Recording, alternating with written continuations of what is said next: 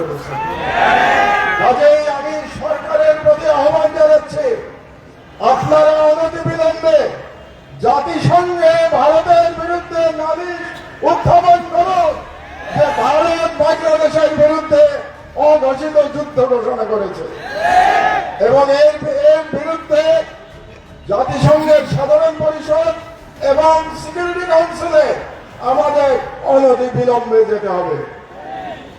2 নম্বর, রাজনৈতিক দলগুলোর উদ্দেশ্যে আমি বলতে চাই, অনেক রাজনৈতিক নেতা বলে থাকেন যে ভারতের সাথে বন্ধুত্ব করা ছাড়া নাকি ক্ষমতায় যাওয়া যায় না, কিংবা ক্ষমতায় গেলেও টিকে থাকা যায় না। ভারতের সাথে বন্ধুত্ব করে যদি ক্ষমতায় টিকে থাকা যেত, তাহলে শেখ হাসিনাকে পালিয়ে ভারতে আশ্রয় নিতে হতো না। কাজেই আমি ওই সমস্ত রাজনীতিবিদদের বলে দিতে চাই, এই ওসমান হাদির বাংলাদেশে ভারতের দলালি করে কোন রাজনৈতিক দল ক্ষমতায় যেতেও পারবে না, ক্ষমতায় টিকে থাকতেও পারবে না।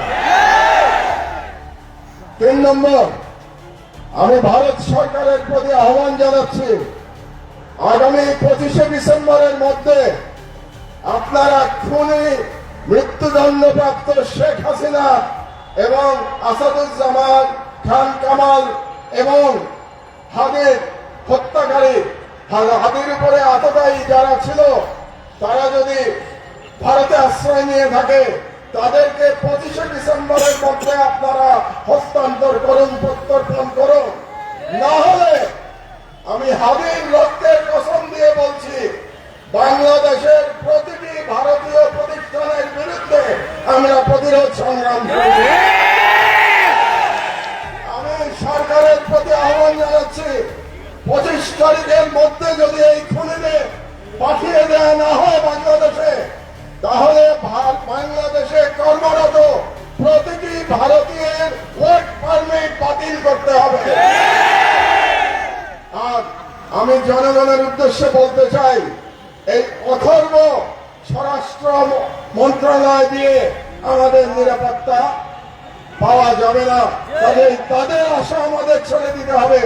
কাজেই জনগণের প্রতি আমি আহ্বান জানাচ্ছি, প্রতিটি ওয়ার্ডে আপনারা আইন শৃঙ্খলা কমিটি গঠন করুন, সমস্ত রাজনৈতিক দল মিলে একসাথে কমিটি গঠন করুন।